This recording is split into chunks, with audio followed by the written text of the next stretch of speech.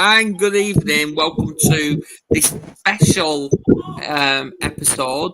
Obviously, I'm joined once again by Nick. How are you, Nick? Yes, good. Thank you, Adam. Yes, I'm well. Had a good week. Been busy. So yes, good to be back on the show. Good to see you guys. Awesome. Obviously, we've got the comeback coach. He's always coming back. How are you? I'm doing amazing, and I get to hang out with you guys for another week. Absolutely. And I very much urge people to share that shit out of this. Subscribe if you haven't subscribed already. Let's get this, because we've got this special, really good topic tonight. And that's why we've got Kai Flynn, who was in England and now he's in France. And next he's going to end up in Italy. And I know we're going to be discussing that. So how are you, Kai? Yeah, honestly, I'm great, thanks. It's been a great week, and happy to be here. Awesome. Obviously, my beautiful wife's already in the comments. Hi, hope you're well. So I think what we should start before we dive into your mission is give a little bit of an insight of who Kai Flynn is, how you first got started. Like, who are you? I mean, I'm Kai, I guess. Kind of had a bit of a crazy childhood sort of environment, and I did have some issues growing up. But the last few years, I kind of acknowledged it, got some help for it, and kind of just turned my life around, I guess, and started doing what I love doing best, which is helping people. Awesome. And that's exactly what it's all about, isn't it? Is helping those who helped us when we was basically in crisis. And I see we got Steph Sherritt in the comment, one of your followers, Kai waving. Deborah Booth in awe of you following your trip. So they're all here. So yeah, please do share this, everybody.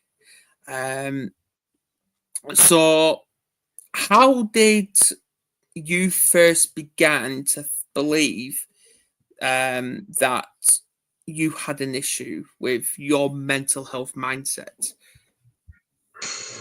I think I kind of ignored it for quite a long time and kind of pretending it existed. And kind of just put a big downer on it, you know what I mean? Kind of just forgot about it, pretend it didn't happen. But one day I kind of just started realizing that, hang on a minute, I understand the way that I am because I've been through X, Y, and Z, and how that shouldn't make my future a certain way, and I'm in control. And I reached out, I got the help, I had amazing people, big up Steph. She was there through some crazy times, and she was definitely one of the people who helped me through everything that was going on. Yeah. Anything, Nick, Richard? Yeah. So, Kai, I'm so grateful that we get to hang out today. Thank you so much. First, one of my questions is, I find out that when an adult acts out, it's usually because something that happened between the ages of 3 and 13. Is that about when you had some challenges? That's pretty much bang on, to be honest. I was adopted at the age of 4, and a couple of years after that, kind of things started going downhill. And it wasn't until around age of 13, 14 when I chose to leave the situation by choosing to go to prison. I didn't do anything crazy or anything like that, but I ended up, I kind of chose to get out of that situation. So you kind of hit it nail on the head with that one. Yeah. So, Kai, my question for you is, it's when people go through sort of dark times and challenges, how do they then manage to turn their life around, how did you manage to get to a point? I mean, obviously you're doing a lot of incredible things in the moment, and you're warping one of those because with your mission. What point was it where you managed to sort of turn the challenges you were having with your mental health into giving you a mission, a purpose to sort of Honestly, I reckon it's probably the last 2-3 years that I've kind of really changed my life around. Obviously, the effects of the trauma from my past did affect me going into an adulthood. I did end up going in some quite dark places myself after that, understandably so.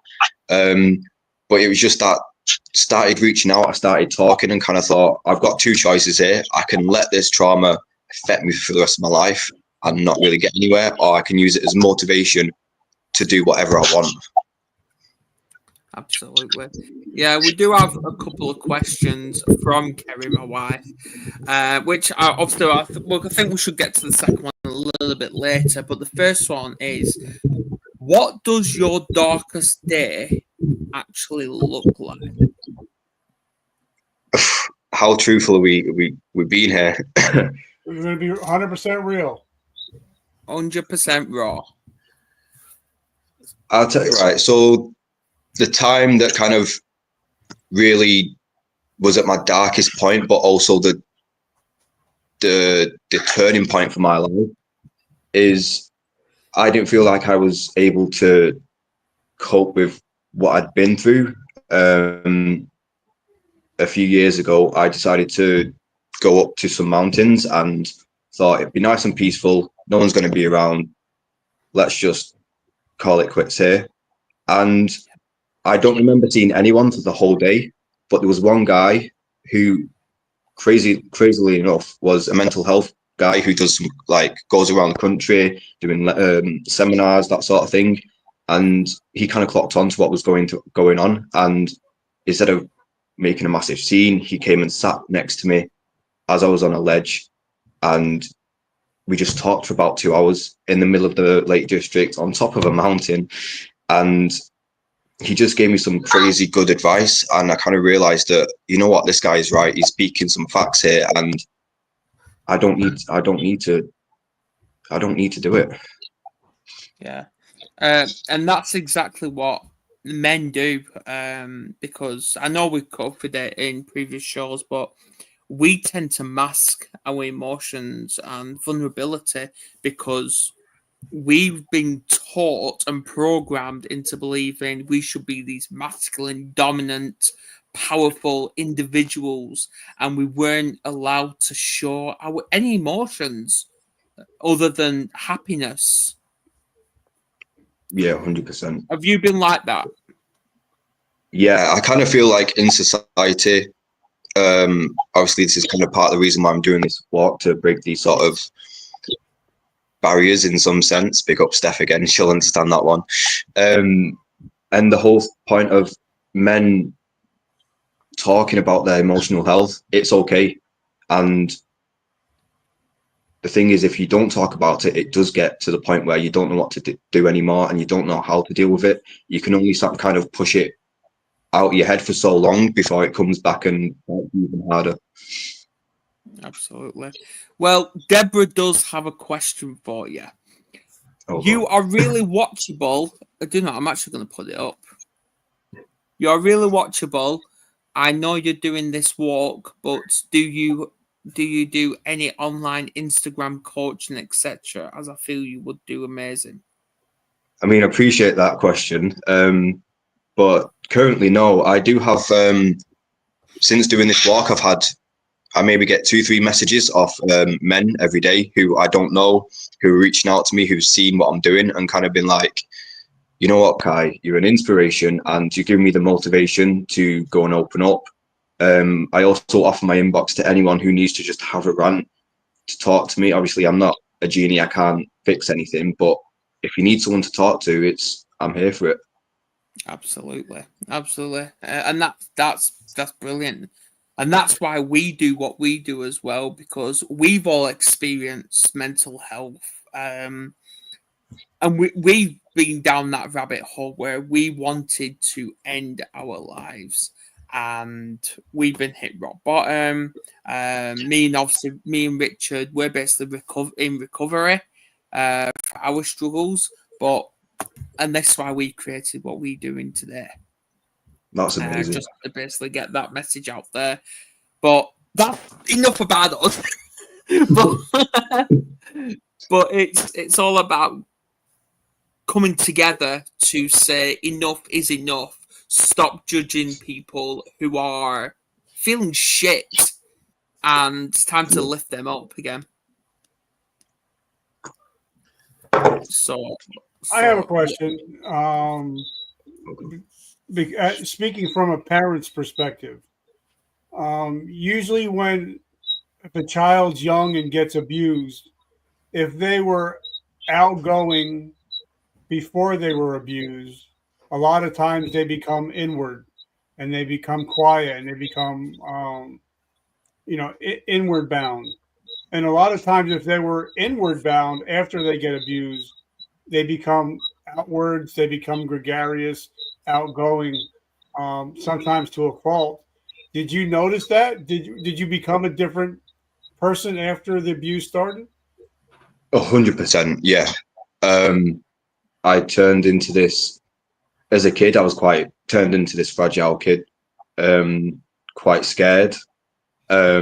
I didn't kind of understand it or notice at the time, but as that kind of then moved into adulthood as well, it definitely took a toll on maybe my social life, that sort of thing, and it did have quite an inward sort of projection on myself, sort of after everything that had gone on.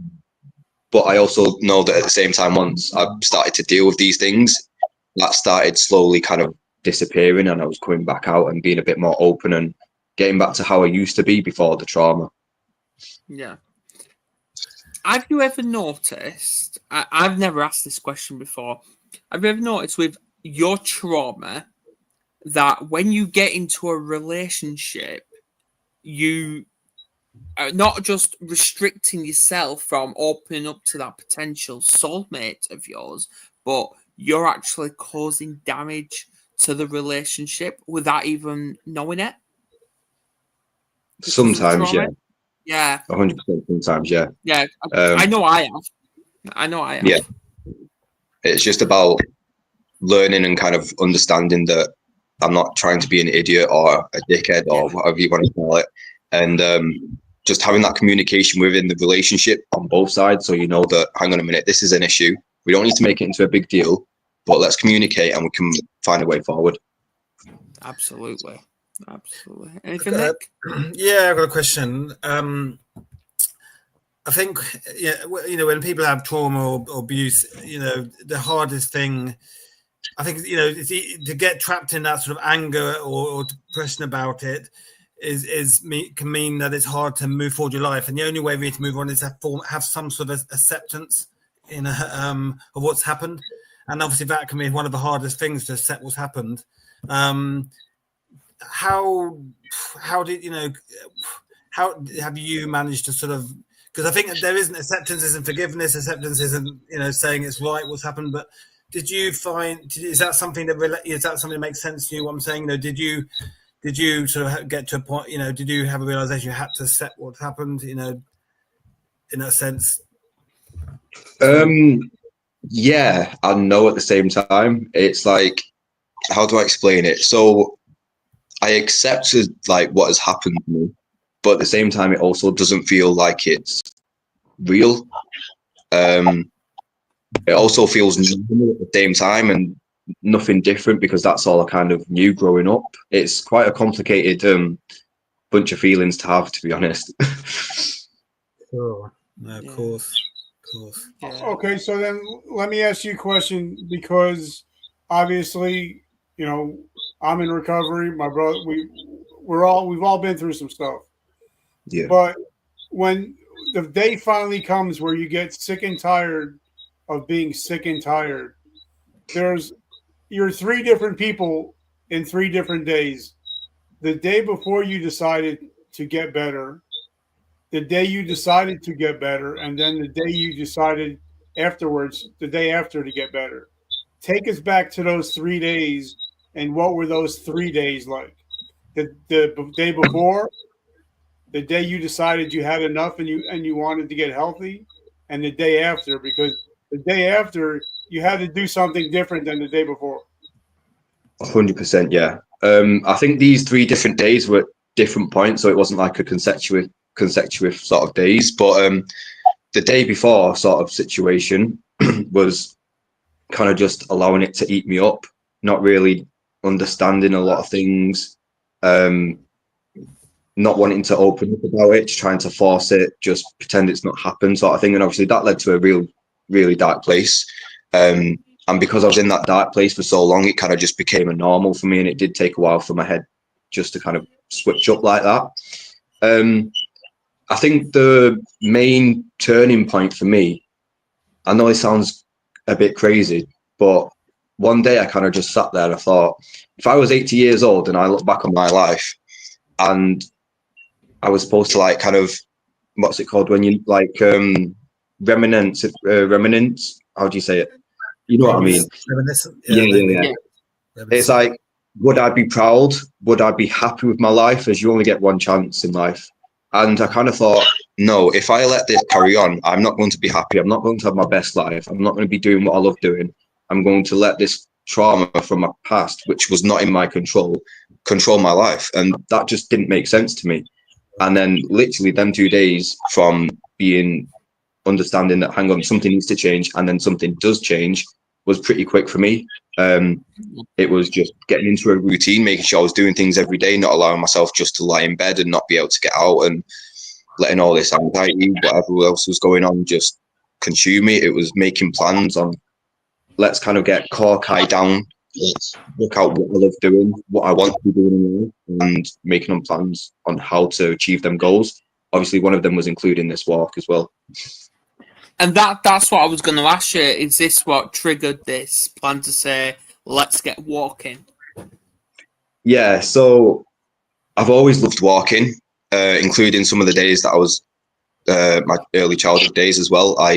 Because of how bad the situation was, I always used to run away because I just didn't want to be there. Kind of misunderstood at the time. So I've always done long distance walking. It's kind of my go-to just for clearing my head. You put your music in and it's kind of just, you can just take yourself to a different place. And I would kind of planned, I think I was about 16, 17. So I just moved out of the situation into foster care and had that bit more freedom. I did start getting somewhere before the trauma hit me like a ton of bricks at 18. And I wanted to try and do a charity walk then. It was only a short one around Greater Manchester, but it didn't really work out, unfortunately. But yeah, I think now I'm actually in a place to be able to do a lot more walking, a lot more helping, and do a large scale sort of thing to make as much awareness as possible. I think it just made sense to do something like that. Absolutely. Go on, Nick. No, as I say, I mean, I know you're sharing updates on the walk on socials, but I mean, in meeting people in person, you know, who are you can connect with over your story, what you're doing, is that a big part? Yeah, maybe so not much details because I'm not really like comfortable to strangers. Yeah. However, I definitely know in the UK side, I'm having a bit more trouble over here because I don't really speak much French. Sure. But yeah, there was quite a few men who came up to me. Where was I now? Cambridge. I really touched one guy and it really kind of made my day. I kind of explained to him what I was doing because I asked him for some directions and he was like, what you doing? I had my Andy's Man top on. He'd heard of them but didn't understand. And I kind of said, look, mate, here's what I'm doing. I'm trying to reach out. And it turns out he personally had gone through something quite traumatic a couple of years ago and didn't want to be here anymore.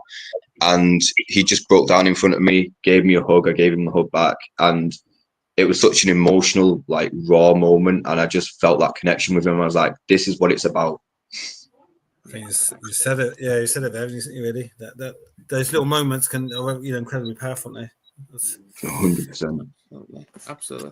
Yeah. Well, you inspired me anyway, and I love watching your videos, your little clips of where you are in such place, and obviously, especially when you've been struggling with your hay fever as well, because I know a lot of walking does have an impact on that. But did you ever feel, and I love your dedication and commitment to this, I really do, and I wish there were more people like you out there, I really do. But did you ever believe, like this little nigger in inside your head, that you couldn't do it? there was maybe not like that I couldn't do it. At the point like this year especially, it was, I know I'm doing this. I don't have a choice. I'm going to, even if I have to force myself to do it, I'm just push through these hard days. But like I said, no matter what you're doing in life, there's going to be good and bad days. Luckily, I've had quite a lot of good days. There's only been maybe 3 or 4 crazy bad days that I kind of remember. But again, on them days, it's just reaching out to my mates. It's putting my music in. It's going live and interacting with everyone who's following and seeing how motivating that I am to help other people and getting their stories. And you just got, yeah. I mean, when I first sort of planned it, it was kind of, am I really going to be doing this? But I just didn't let my head go that far, saying that, no, you're not going to be able to do this, Kai. You're just going for it now. This is your time. Yeah. And obviously, I wish you luck with it because you're pretty much halfway there anyway. So, yeah. Yeah. But obviously, you're in France now. And I know the people are clearly going to be different down there than they are up here. And it's going to be the same again when you arrive in Milan. But what's next? Oh, that's going to be my question. What is next for Kai after you've reached the Italy? So I'm in a couple of, so the whole walk is called M2M Walk. And I'm kind of now splitting this into a 3-event sort of charity event, if that makes sense. So I've got this M2M Walk. I'm now planning this M2M Survival, even though it's not Manchester to Milan. It's going up to Scotland. I'm giving myself maybe like a month when I get back, and then I'm going to go up to Scotland and do take the basics: a tent, sleeping bag, portable charger, solar panelled, tiny bit of money, and I'm going up there to see how long I can survive for, in a sense, which will again be for both charities. I'll be hopefully doing a YouTube series on it, and then TikTok as well. And then after that, we're coming back to Bolton, where I currently live, to do a local sort of charity walk, so we can get all the kids involved, the grandparents, everyone who's been following along and wish they could get involved but can't because it's so crazy like long. But then next year as well, I met a group of amazing people working for Ellie's Angels, which is children's mental health. That was down in the UK. And one of the guys reached out to me, said, let's plan something next year. So fingers crossed, I'm kind of thinking of doing a coast to coast in America sort of vibe. I think that'd be amazing. So you got to go down Route 66. So this clearly isn't a one-off. This is you're dedicated, committed to it. This is almost like a movement. You're committed to developing almost a long-term, commitment to this raising awareness. This is like always a challenge. It sounds like you want to challenge yourself every year to build on this. That's. Yeah, 100%. I just feel like currently in the world there's too much negativity. You see it on the news, you see it on Facebook, TikTok, everywhere you go, it's negative. And I just want to be that one person that's trying to make a positive change in life. And you know what I mean? I know how it feels to feel like really awful and real shit. And I just know that I don't want other people to feel as bad as I ever did, sort of thing. It's just kind of human nature, I guess. It is. And you say you're in Bolton. You're not that far from me, by the way. Oh, yeah, that's cool. Absolutely. You want about a 20-minute drive from me? There you go. But anyway, so I know Steph put a comment. There were 2 Kais. There was the one who was forced to be in the mold, his adoptive parents created, and then there was the Kai who shone through when he was given the space to not feel frightened. Any emotion he showed to that adoptive parent was seen as not safe, and he would be carted off to hospital for weeks. They took away his voice and made him believe he was mentally ill, as in psychotic. If you tell a child often enough he is mentally ill, you destroy their ability to regulate and that's when the comments end. No, yeah. So, I mean, if you want me to go into a bit of details, I can about that if you're comfortable with that.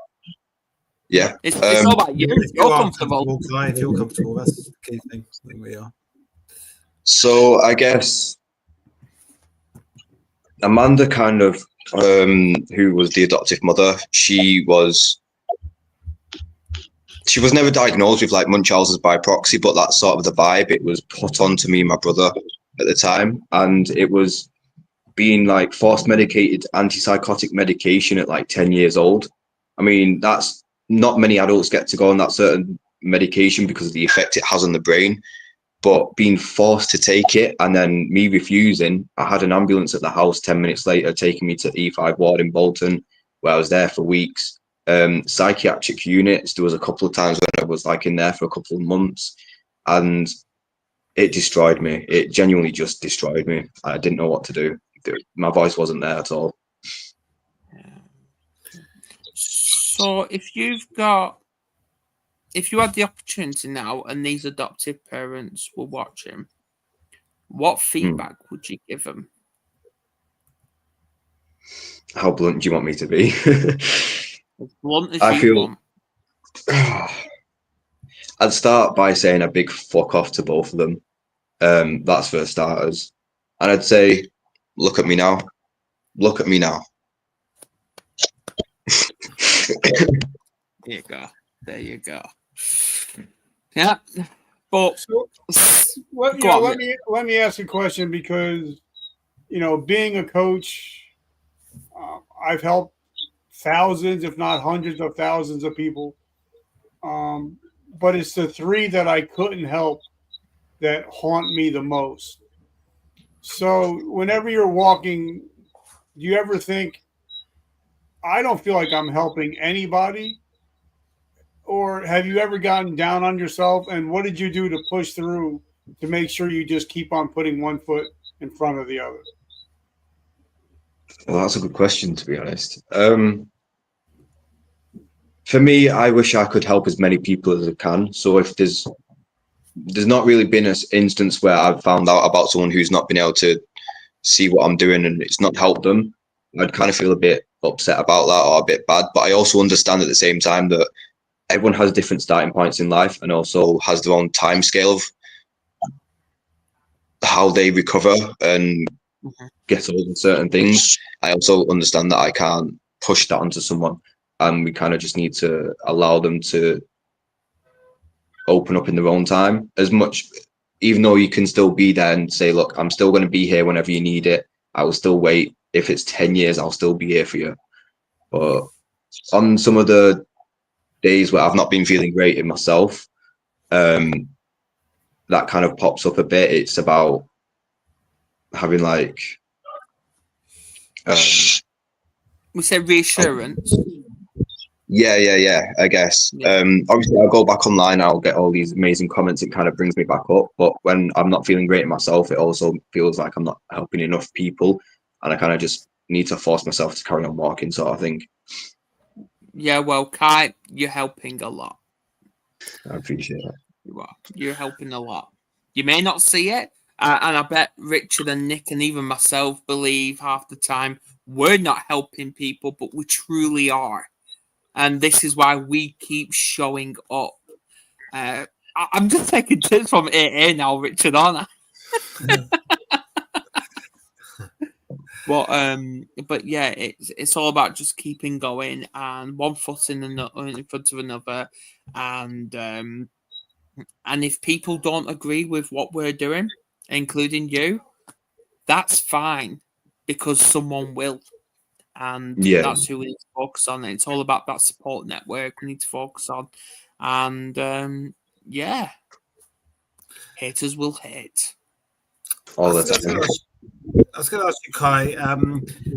What you're doing, genuinely, I find quite inspiring, and I always find people who are so dedicated and committed to something they believe in, and overcome challenges, quite incredible and inspiring. And I wonder whether is there anything that inspires you? Is it other people who share their stories, or is there someone? Is it I don't know. Is there anyone that's inspires you to keep going? And that sort of builds on a bit what Richard's saying, I think about keeping motivated when you're down. But is there something that or someone that inspires you to do what you do?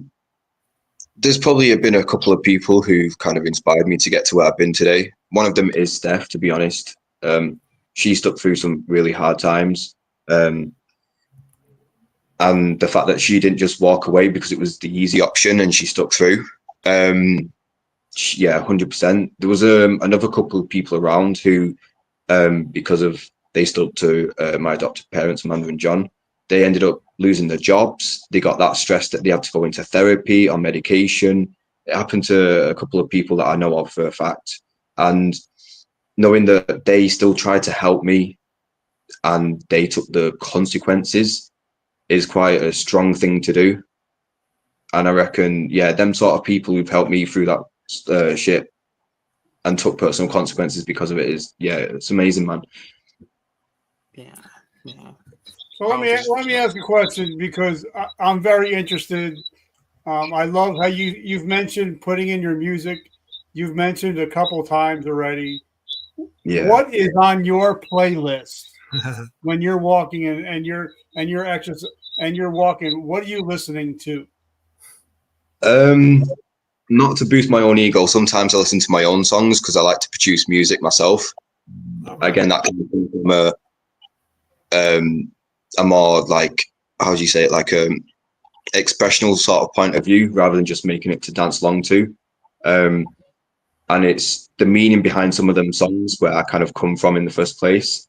Some of it is like, bloody hell, I'll go from like drum and bass, garage, sometimes a bit of like NF. I love like emotional music. It doesn't have to be sad emotional music, but when there's meaning behind lyrics, even if it's a dance track, I kind of vibe with that a lot. Yeah. No, Steph's just put, you won't ever be without me. I'm like poo on your shoe. You're a wonderment. She's funny, man. I love her. She's brilliant. But yeah, it's because obviously there are some inspiring music out there. Obviously, I've not had the privilege to listen to your music as of yet, but I'm sure I'll look you up on YouTube or Spotify, whatever. But would you say, and I know Nick's asked about the inspiration, but if you could name one band or artist that inspires you to keep going, who is it and why? Currently, two. I can't split it down to one. One of them's called Bun B. She's quite new over the last couple of years. She does drum and bass, but puts her own. She's been through some hard times herself, so she writes that into her music, and it's quite a more chilled back drum and bass vibe. So it's a bit more emotional, and I love that sort of vibe. It's powerful sometimes. And then this guy called NF who raps about his childhood, kind of like a UK version of Eminem, but he's amazing. Yeah. Check him out. Yeah, exactly. Yeah, because the couple I've got for me is Evanescence and Linkin Park. Oh, Linkin Park, yeah. Didn't Evanescence do, what was it called now, that song? Speak to me, my heart is broken. It was quite big, maybe like 2010. Lithium, My Immortal, Bring Me to Life. Might be one of them.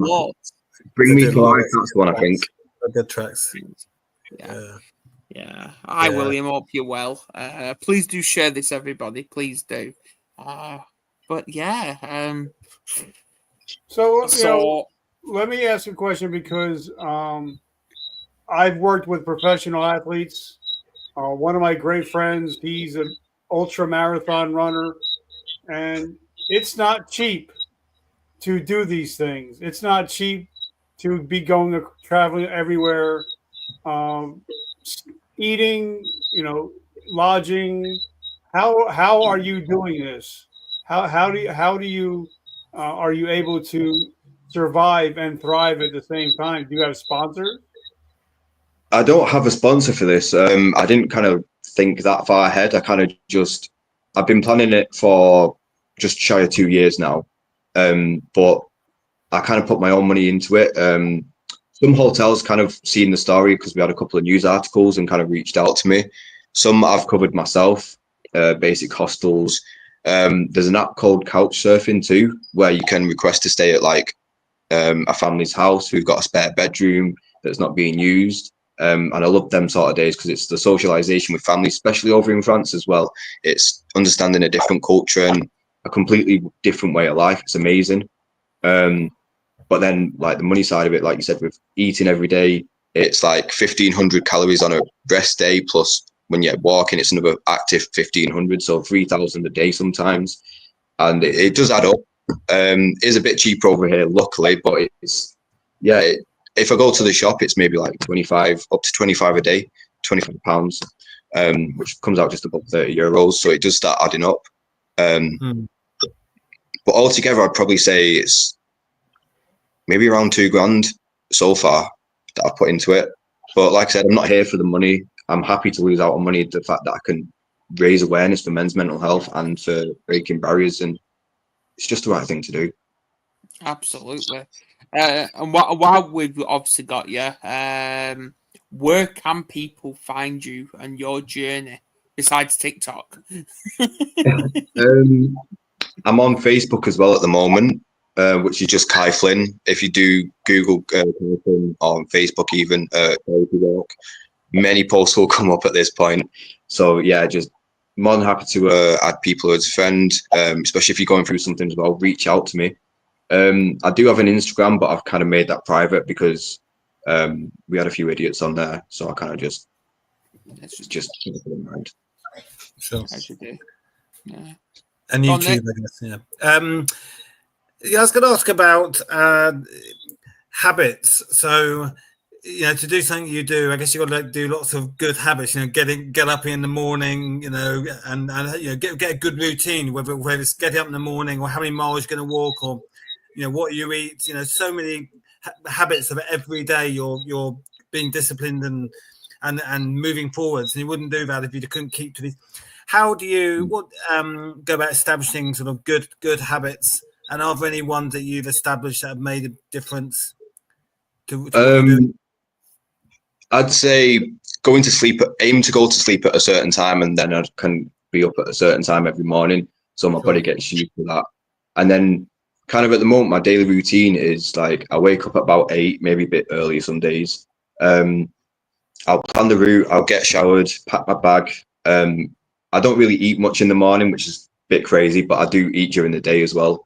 I'm not a morning person at all, but it's just, especially in the morning, push myself into that half an hour first, and then I'm in the rhythm, then it's a lot easier to take on for the day. Then when I get to where I'm going for the day, it's okay, chill out for like 20 minutes, just have a shower, clean myself off.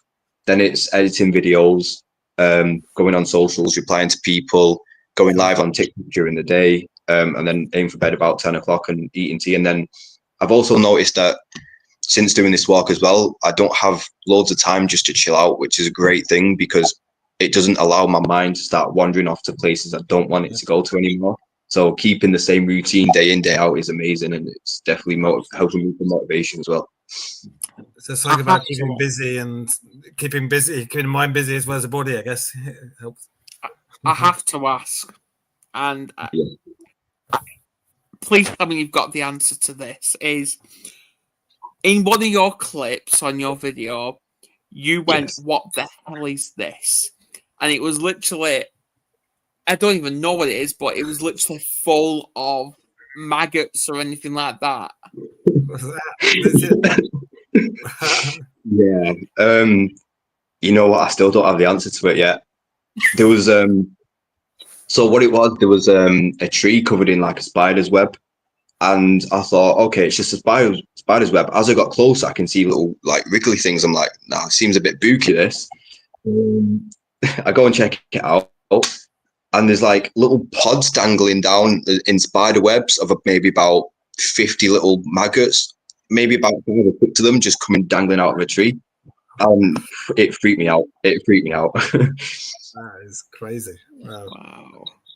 If anyone knows who's watching, let me know. Yeah. It's all on his page, guys. It's all on his page. So, yeah. Kai, I want you to know that I just followed you everywhere on all your channels. So I'm glad that we're actually be able to be into your circle. No, I appreciate that. I will say there is one of the posts. I think it's day 19 or 20, kind of where I go into my story and kind of go a bit deeper. I didn't really want to kind of make it a whole me sort of thing. It's more to help other people. But Steph kind of mentioned how the fact that putting my own story would give people hope who are in a similar situation, knowing that I. So if you ever want to check exactly what's kind of a bit more information, just check that video, and I think can understand a bit more. Because Kai, telling your story will resonate with someone else to snap out of that fear and speak out. And that's exactly what we do here. We invite people on here to overcome that anxiety, that fear. And I know you was anxious about coming on as well with what you put on your voice notes. I could tell. But here you are having a good time. So there you are. There you are. Right. So, I did have a question. I did. Maybe I could ask. I think there's one that Kerry maybe asked earlier. It was about sort of specific strategies.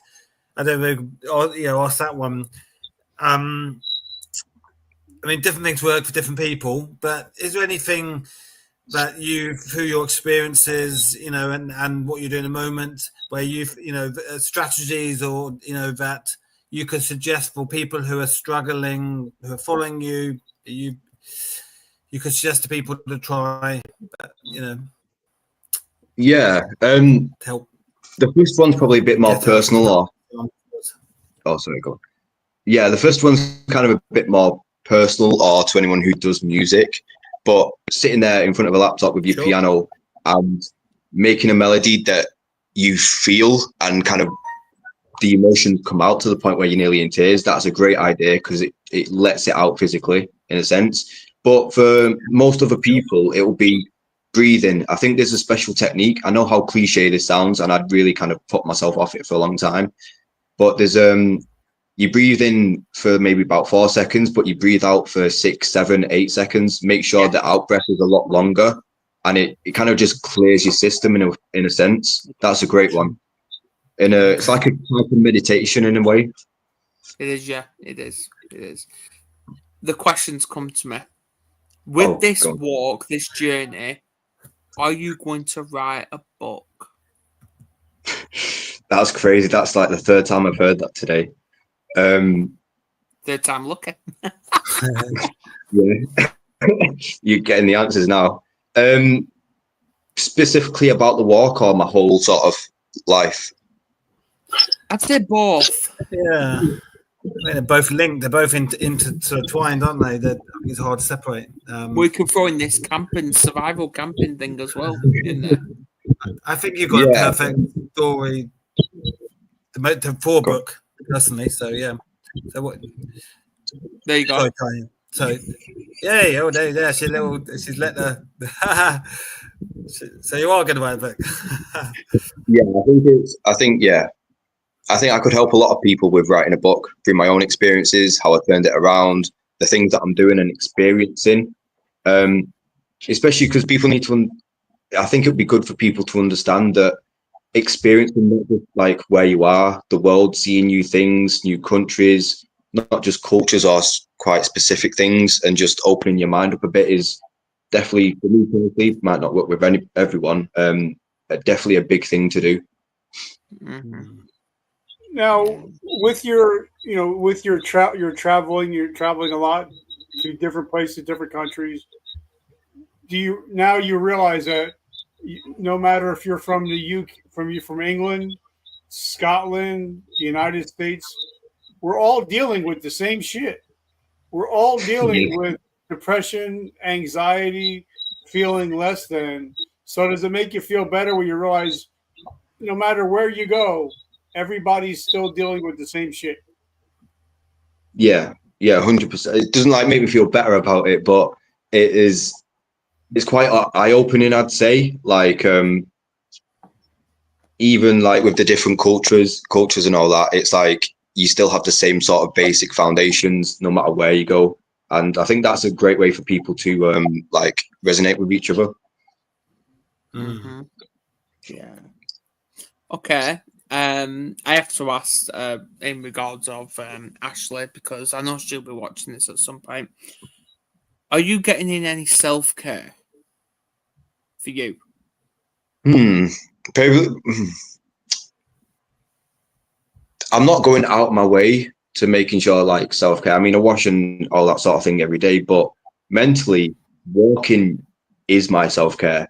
Walking and music and photography at the same time, and it's all linking together, especially like walking through the Alps. That's kind of why I wanted to go so far and do a crazy challenge, because for me, the tranquility of being in the Alps, 1,000 meters high up, seeing things that I'm never going to see again, it's kind of like a difficult thing. But for me, that's just inner peace in a way.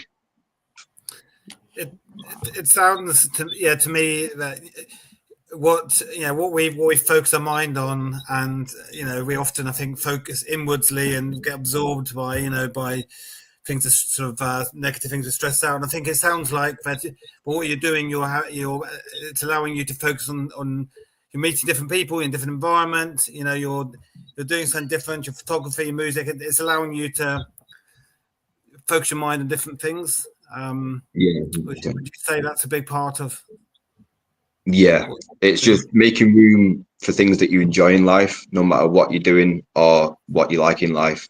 That kind of just make that take over instead of these negative thoughts, and replace the negative with the positives. Yes, absolutely. Yeah.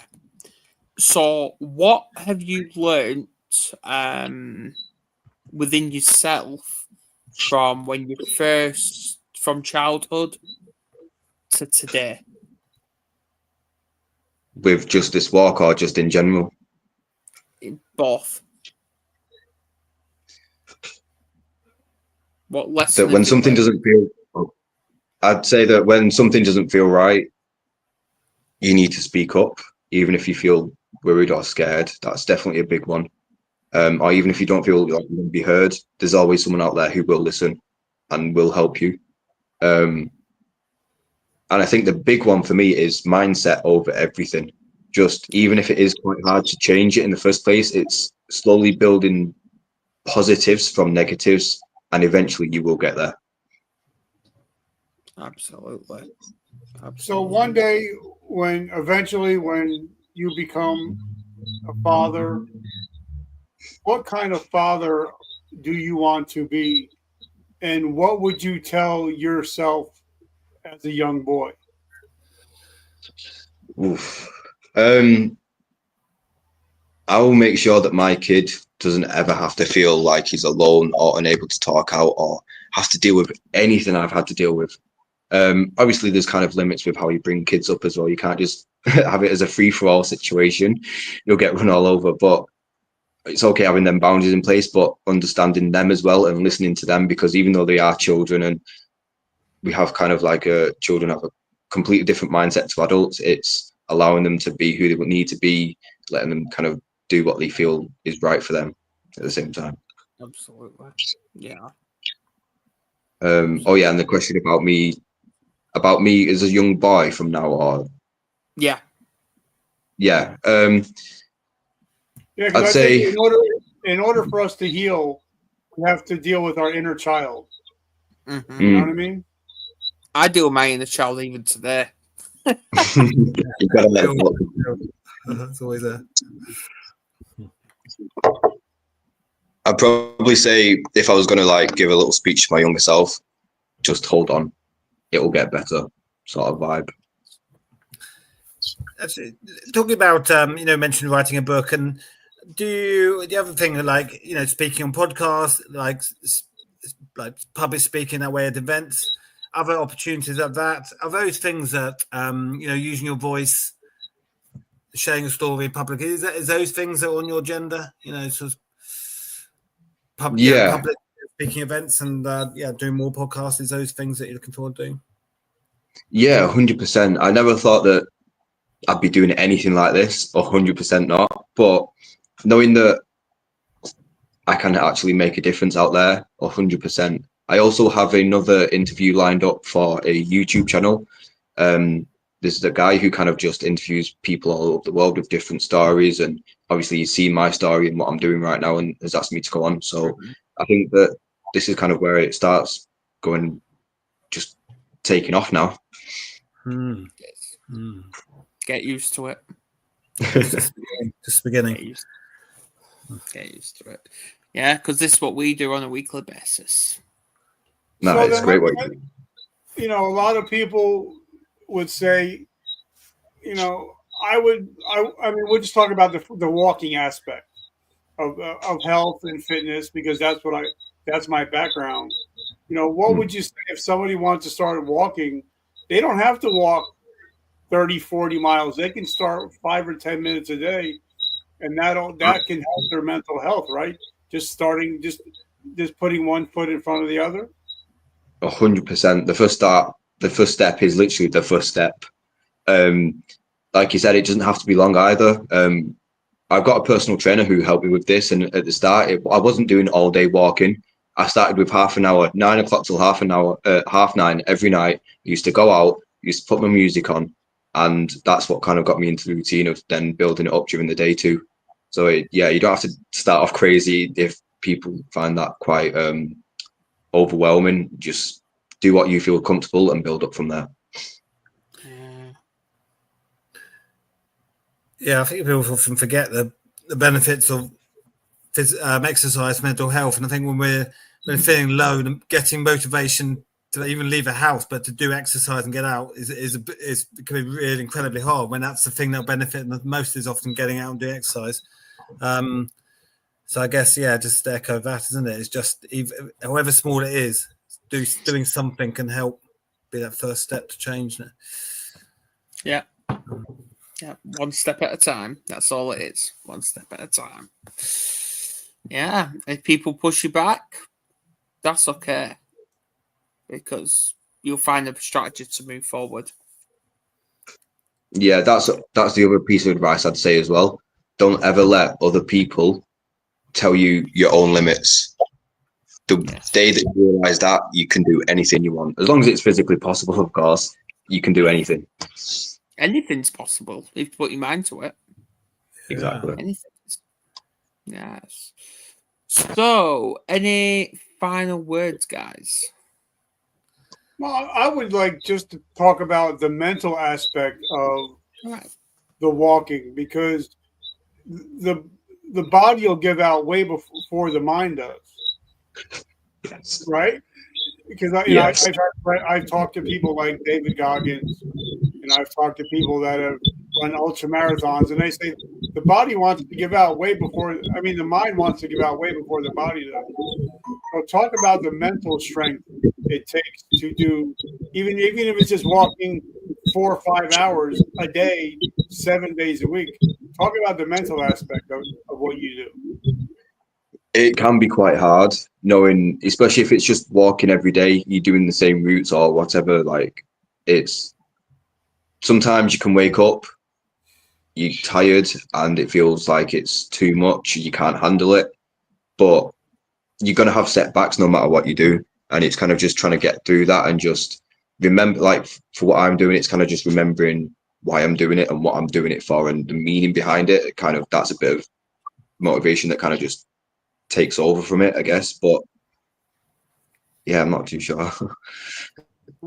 Yeah, I was actually going to ask, what piece of feedback would you give to someone that is just waking up and they've got no motivation to even get out of bed? I'd say that the feelings that you have whilst you're not feeling like you're motivated to get out of bed will just totally disappear. If you start walking after 10 minutes, the motivation to carry on will just turn on like that. I know it seems a bit crazy, but it genuinely does. I know, like, with these walking long days, especially when I'm planning the routes and I see it's like a 10-hour day, it'll be like 30 miles. I'm like, I'm not ready for this today. But after half an hour, I've got my music in, you have the right people around you, you talk to your mates, you go live, you socialize, and it makes it a lot easier. Yeah.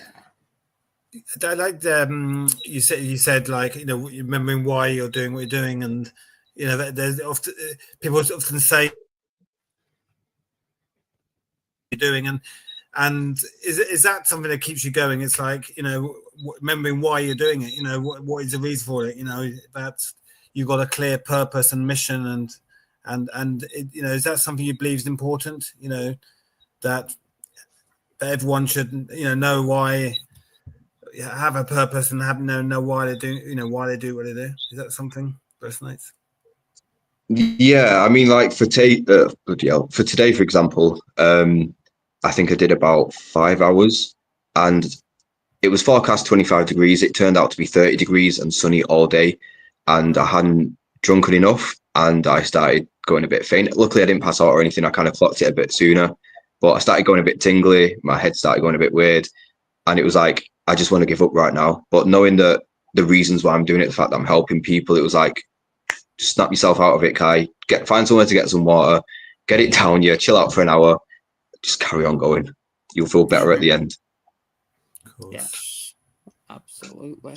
Yeah, well, we'll just keep going. Because I know you was voice noting me, basically saying, "Oh, can I have a drink on camera?" Of course.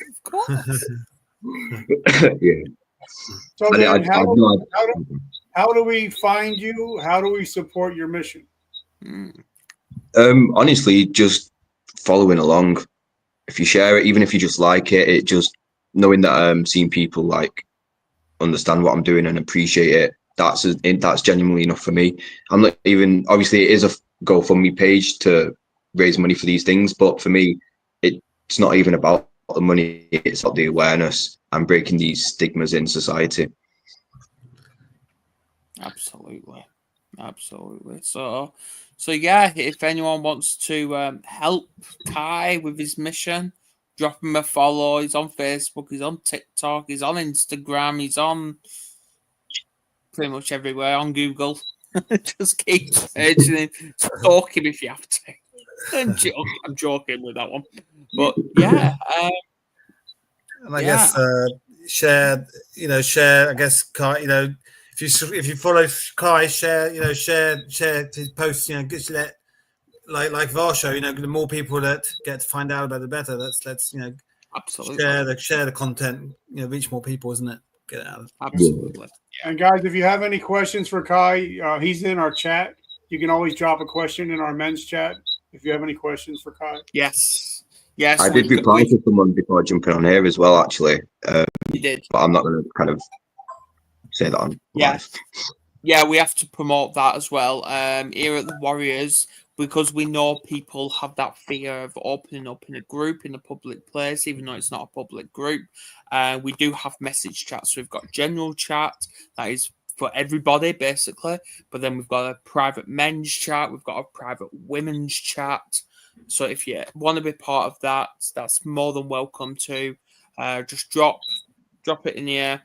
You're more than welcome to join. I know Ashley will send you the link and invite you. One of us three will invite you to the men's. If you also want to be registered, subscribe to our newsletter as well. Drop your email or one of us a message, and we'll get you subscribed to that newsletter to see what's on. And I can tell you what's on. I'm not here next week. I'm not. But I know Nick and Richard are. And you're going to be... Oh, it's going to be a good one. You're going to be talking about shattering the stigma of mental health. You're going to completely shatter it. The guest, it's same time next week. You got Dr. Gilly Kong coming back. Ashley's going to be back. And you got a guest called Tammy Vincent. Tammy Vincent is awesome. I've had her on my show. I've been on her show. Guys, you're gonna love Tammy Vincent. Yes, you're all coming together while I'm going out for a bit of a meal. But I'll be back in 2 weeks as we come away from mental health a little bit. And it's going to be an hour later, Richard and Nick, an hour later, 9 p.m. UK. as we're going to be discussing how we can safeguard autistics during crisis. Sure. Wow. How Powerful. we're going to safeguard them. So, on that note, please share this, please subscribe, please do everything, and thank you for coming on, Kai. I know YouTube shorts and all that will be on over the weekend. I'll get cracking with that pretty much tomorrow. Good to meet you, Kai. Fascinating. Really, you're really inspirational. So I might message you as well. Get you on my show. So that's there you go. Right. All right. Well, I'll see you all later, guys. Okay. Cheers. See you later, guys. Bye.